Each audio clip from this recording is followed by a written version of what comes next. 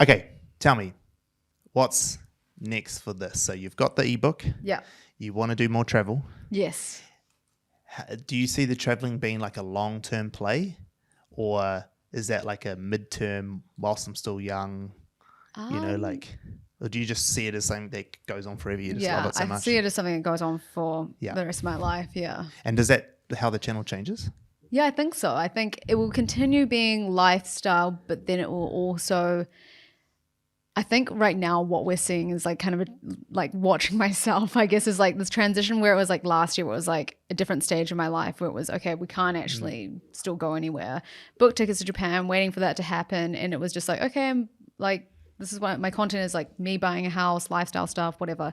And now that we can travel, and I've done a fair bit of traveling this year, it was sort of like, okay, so I went here and then I went here and I'm going here as well. And it's kind of taking like my followers on this journey of like planning the trip, then going on the trip, and, you know, what I found, what I learned and stuff if it's a new place. Yeah. And yeah. Have you ever met, what's her name? Alia?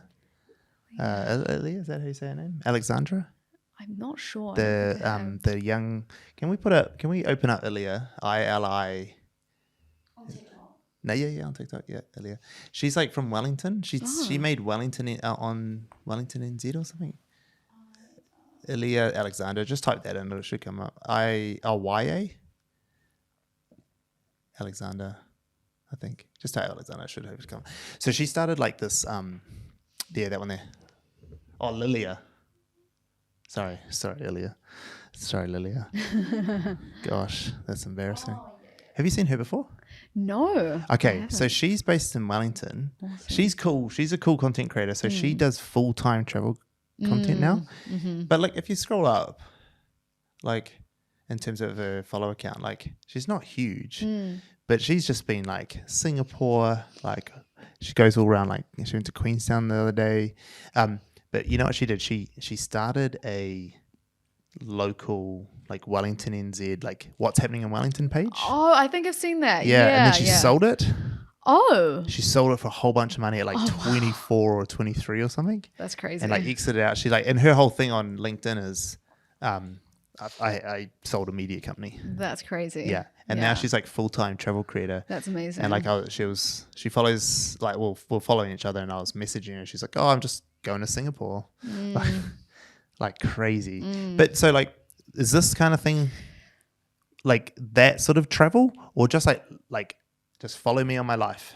Follow me in my life. I'm not trying to be I don't know if you've ever seen your my Choni or like Choni Day. No, he's on YouTube. So Choni Day. So John and his girlfriend Delaina, absolutely obsessed with them, have been obsessed with them for a long time. Yeah. He was actually doing comedy like 10 years ago. He still does it occasionally, but then he transitioned into more lifestyle and travel stuff. Yeah. His Japan series went off. Like he did season 1, 2, 3, 4, 5, 6. Like they go to Japan like every year. Yeah. They go to Korea, America. What's his name? How do we spell it? CHONNY Day. So this is more where CHONNY. Choni Day. So this is more yours, what you'd like to do. Yeah, so they really plan out their trips, and then they kind of film and take you on that journey of everything they're doing, and I absolutely just love them. So yeah, they do like different seasons of stuff. So like Japan season 6, that's when they got engaged. That's cool. When they got engaged. I love it.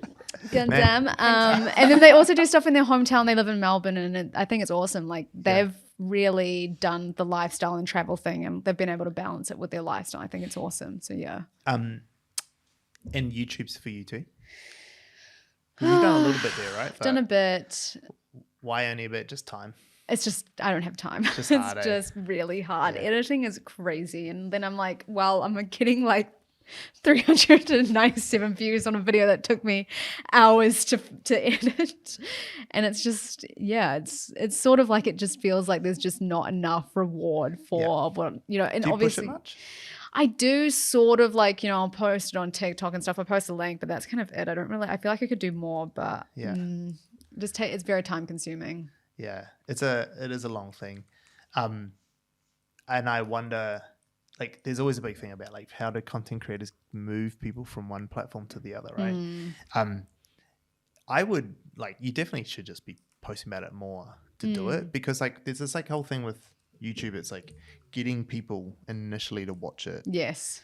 but then obviously if that's got to be good for them to stick around. Like the worst thing you can do is get them to watch it and then they don't. Yeah. And I think that's the problem with TikTok, is that people come from TikTok not ready to dive into a 12-minute video or 8-minute video, and so then they just go, oh, I'll watch 40 seconds, and they get off, and then that's worse for it. Yeah, that's worse. Yeah.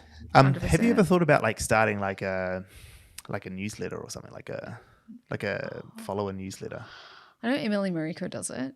Who's that? She's a really big TikToker. She does like half Japanese, does like cooking and stuff, and she's amazing. She doesn't actually talk. She does talk sometimes, but she does like ASMR stuff. Yeah. But she has a newsletter. Yeah, she's like the first creator that I've actually seen do a newsletter. Yeah.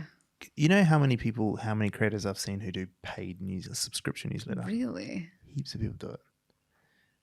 It's like, so think about it from your perspective. You, instead of doing an ebook, you do a paid subscription travel thing, and they don't come out all the time. Yeah. And you can do it that you can do paid subscriptions that people only pay when an edition comes out.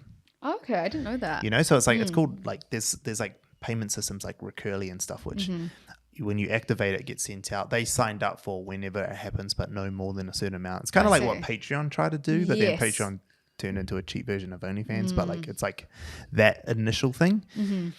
That could be a cool way. Yeah, because the reason why is it's easy to get people from newsletters to other things. Yeah, you know, you can send people from newsletters to anywhere because like to commit to read a newsletter is like a whole thing. And so there's two ways of doing newsletters. You either make the newsletter paid. That's one way to do it, which in your model it might work because you're going to go, hey, you like these ebooks that I'm doing? Like moving forward, like they're all going to live here. Subscribe to this, you'll get all of them. Yes. Or you can buy them one off here. Yeah. Or you subscribe and you can get access to the whole library. Yes. Or the other way people do it is that once you get enough people subscribe to a newsletter, you just have paid advertisements on it. Oh. Like you just be like, Tony, I need someone to sponsor my newsletter this month. Tony, we need this sorted out. Yeah. Just tell him to take care. I mean, he's going to take care of it. He'll make money off it, so he'll be fine. And a lot of the time that those like the paid newsletter subscriptions, they usually do cost per click with a base spend. Yes, yeah. You know, because it's easier for them to track. So they'll just do like cost per click, like we'll give you $1 per person who comes through, and if you can get 1,000 people through, then or whatever the number is, I don't know. That's an interesting way, like as a way to look at it of like the hardest thing when you sell ebooks or like all that sort of stuff is that even if it's one of those things that you can make once and sell it forever, people won't buy it forever. They're not going to buy it forever, no. Yeah. And it's outdated in a year anyway, right? And you have to update it. You have to put new versions out. New versions, yeah. Yeah. So how do you create something where this is like, you think about like software. Yes. All software subscription based now, so that people don't have to upgrade all the time. They don't always have to buy the new edition. Yeah. They just get it. Yeah. So like, how do you put them on a newsletter? Yeah, and then they can just get an updated version, and then and they might even get like, you think about your vlogs on your TikTok. How long are they on average? How long are they? Like in length? Oh, like a minute to a minute and a half. How much footage do you have on your phone? Oh, a crazy amount. Yeah, because we've talked about that even for us in our TAS internal. We're the same. Like we have this super long stuff, and we're like, what do we do with all this other footage? Like, could we have like behind the scenes, or could we have additional footage? Where does that live? Could it go somewhere else that people who are really keen could watch more? But you could do similar stuff on your newsletter, right? It's like, on my thing, you saw me go to this place, but here's like me actually walking around. You can watch the whole thing. Oh, like the more behind the scenes, not just like a 0.5 second clip, whatever. Yeah. You know, and only for like the deeper lore of people, like the people who are real keen. Yeah. Because your audience, since I've known Joni, hasn't grown heaps. No. Yeah. But that sometimes is a real good thing because your views are like your audience gets to know you real well, right? So would you say that your audience is like pretty like in tune with everything that you're doing, sort of thing? Like they're pretty loyal, right? Like pretty. Yeah. So I think it's interesting because I used to be like, oh, everyone like has more followers than Yeah. me, and it's really, you know, it is what it is when you're a content creator. It's so easy to compare yourself, like so and so has like 500,000 followers, why do I like not, why am I sucking, like I'm not getting to that point. But I think what I've really realized this year is the fact that my audience are very loyal and they know what's going on in my life. So I'll get DMs from people saying like, oh my god, haha, when's Max gonna propose? And I'm like, wait, what? I'm like, you know about this? And then or like, how's work going, or like how do you get into buying, and just stuff I talked about so long ago but people remember and they come to me and ask me or they'll comment about it. And it's really nice. I think you know, I've kind of really realized the value in having an audience and a community versus just like having a number, because there's really no point in having 500,000 followers, 1 million followers if no one actually gives a shit about you. Like, what's the point? If they're just there for the laughs or whatever, right? I reckon that like that like, because you're already going to do these ebook things, like how do you make it something that, one, I don't have to, you know, like if you get 1,000 people to buy the ebook, let's say, how do you get them to buy a second one? And you always have drop off. Yeah. I don't think you shouldn't not launch the thing just because you fucking came on a podcast for an hour. But like, how do you get that into something where people just are part of it? Yeah. Like, and it might not even be a paid thing. It might just be like, so for instance, you come on over, get the free version, you're going to get their email address. Like, what if you just said in that email address you sign up to a newsletter at that point? Don't even have a newsletter planned. Yeah. Just have permission.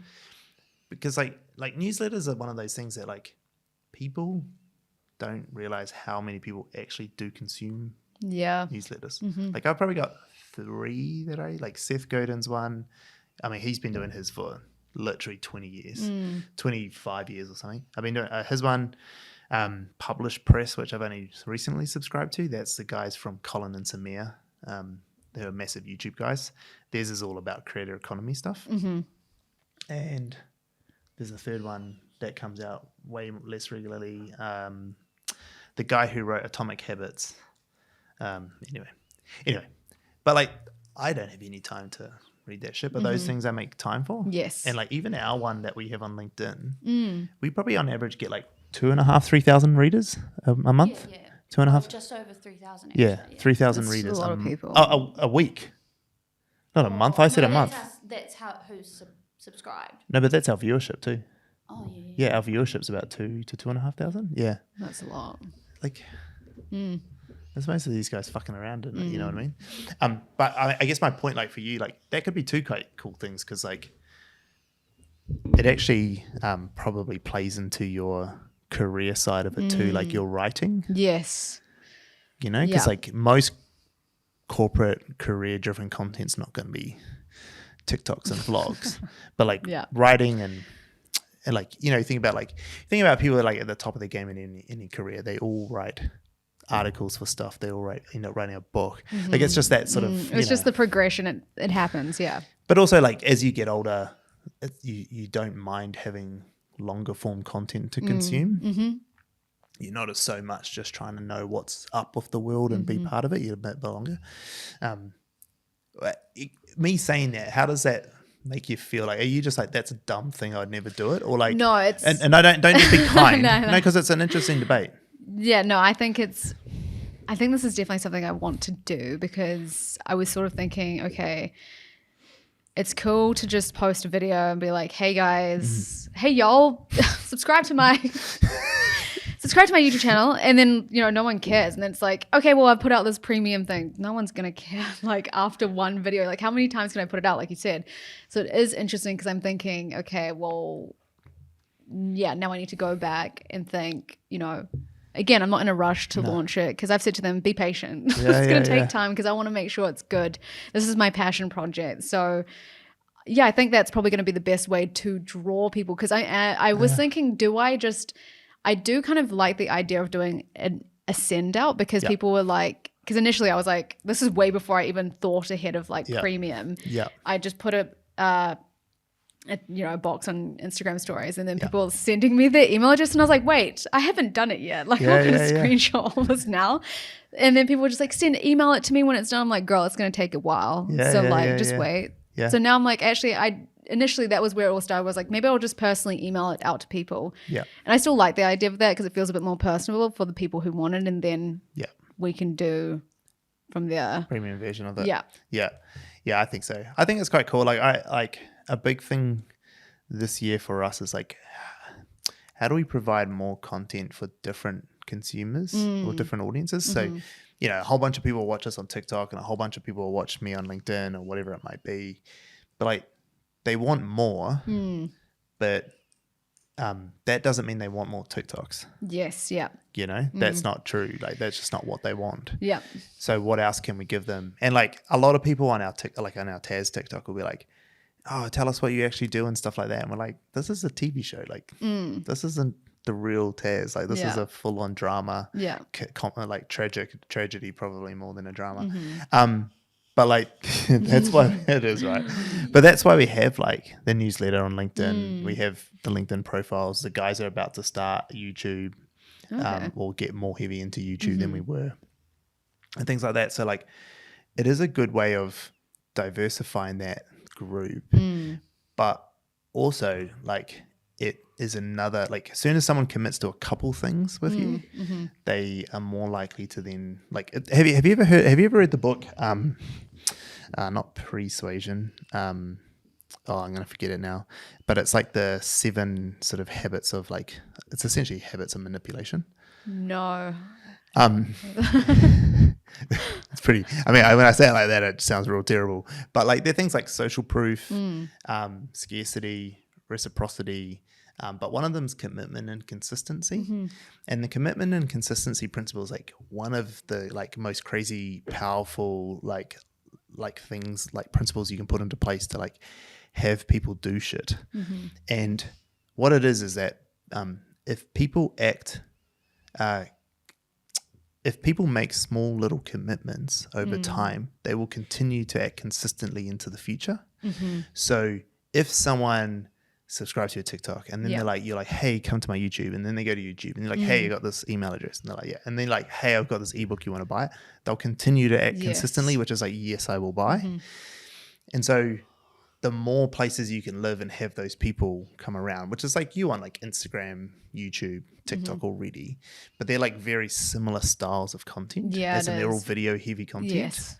So it's not really like they're just like, oh yeah, I'll be everywhere. But as soon as they're like consuming a newsletter, you know, that's why I often talk to like young creators, like, why aren't you on LinkedIn? Like LinkedIn's like where Facebook was like 2014, 2015, where it was actually like good. Yeah. Like before it turned into like a bunch of old people arguing about shit. Like it was actually really good back then, which is why it became what it is. And that's where LinkedIn is at the moment. Like it's actually really good content. So it's like, how do you make other content styles where people can go act consistently with your thing, so that when it is the time that you want them to purchase something, or it doesn't even have to be purchased, because it's not all just about making shitloads of money, but you just might want them to do something. Like, let's say you're going like, let's say you had a charity or something that you were trying to support, and you're like, guys, like I really want some support doing this. Like they'll act consistently there. You're always going to have some people who will do it because it's natural, but the more and more people you can shift to make more decisions in your favor, the more likely they'll say the next one in your favor as well. So I reckon that's a cool opportunity. Like it's something that I would definitely suggest is like, how do we get a newsletter? How do we have content on like a platform like LinkedIn? It doesn't have to be LinkedIn. There's other places you can do this. Like you could be one of those guys who gets right into Reddit and have written content on Reddit. That's fine. Like just depending on the subreddits you get into, just make sure go down a rabbit hole. But there are like places for Reddit or Medium. Okay. Like could you have like, do you know Medium blogs? No. Oh, Medium is like it's essentially a newspaper, but it's like user generated content. Okay. All of it's user generated. It's just like a blog website. Yeah. Essentially, that's all it is. And they pay you for it too. So like, I think I made all of like $8 on mine, something like that. But Slay. you know, I'll take it. I don't even know if I could cash it out. I think it's still sitting in there because you have to get the $50. Yeah, $50 threshold. Yeah, but like, I only did it for a little bit as I was putting my newsletters both there and LinkedIn. But like, it's a good place for like, where you could put the newsletter. So you could talk like let's say you're doing travel vlogging, Yeah. but you could put the long written version there. And people like travel mediums are massive. Yeah. Okay. They're like a big thing there. You should look at it. Medium's like one of those rabbit holes like you when you start, Mm-hmm. like you get really sucked in. Anyway, I'm rambling now. Okay, I think we're at the top of the hour. Are we at the hour? Yeah, and we're going over. Am I getting told off? What else? What's last? What do you want to leave people with? What do I want to leave people with? Buy my ebook on the weekend. Pardon? Buy your ebook on the weekend. Buy my ebook on the weekend. Yeah, definitely. Like, subscribe. Like, subscribe. Like, subscribe. Yeah, I don't know. I think like the thing that I kind of want most for my audience is to feel like it's a safe, comfort space. I want to be everyone's Alex Earl. Yep. She's the flavor of the year. I did notice that on your ones where you talk to camera doing like your night routine or whatever. Yeah. It's very Alex Earl look. Yeah, very Alex Earl. And they're some of your biggest videos. Yeah, recently people really enjoyed that, and I was like, okay. That is a content style that people love. Yes, because you know what I'm so disinterested in is when people say, get ready with me while I shut up and just get it to the point. Yeah. Yeah. Yeah. That's what I've been trying recently. That is so funny because I was like, these ones, this one. Yeah. I was watching them and I was like, this is so, which is cool because I think Alex Earl's amazing at what she's amazing, done. Yeah. But this is so like that style, which she's not the only one, but like, it's so fascinating that these like people just get hooked into these storylines and just watch. It's cool.